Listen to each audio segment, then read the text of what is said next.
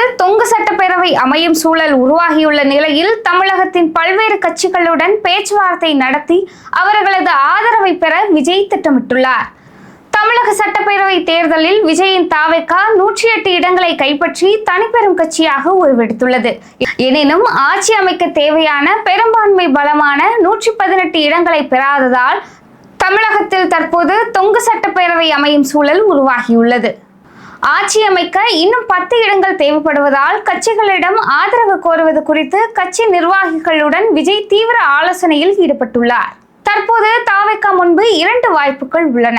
ஒன்று அதிமுகவின் ஆதரவை கோருவது, மற்றொன்று திமுக கூட்டணி கட்சிகளின் ஆதரவை கோருவது. அதிமுக தலைமையிலான கூட்டணி 53 இடங்களை கைப்பற்றியுள்ளது. ஒருவேளை அதிமுக ஆதரவு அளித்தால் தாவேகா மிக எளிதாக ஆட்சி அமைக்க முடியும். ஆனால் பிரச்சாரத்தின் போது அதிமுக பொதுச் செயலாளர் பழனிசாமியை விஜய் கடுமையாக விமர்சித்து பேசினார்.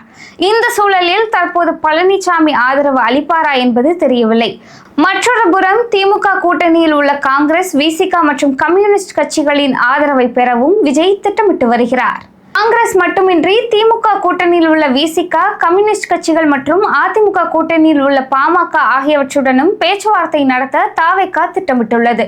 பாமக தரப்பிலிருந்து இதுவரை சாதகமான பதில் வராததால் திருமாவளவன் தலைமையிலான விசிகவுடன் பேச்சுவார்த்தையை தொடங்கவும் விஜய் தரப்பு ஆர்வம் காட்டி வருகிறது. தேர்தலுக்கு முன்பு கூட்டணி பேச்சுவார்த்தைகள் நடந்து வந்த நிலையில் கூட்டணி கட்சிகளுக்கு ஆட்சியிலும் அதிகாரத்திலும் பங்கு என்று விஜய் கூறி வந்தார். அந்த எதிர்பார்ப்புடன் விஜய்க்கு ஆதரவு அளிக்க போவது யார் என்பது விரைவில் தெரிந்துவிடும்.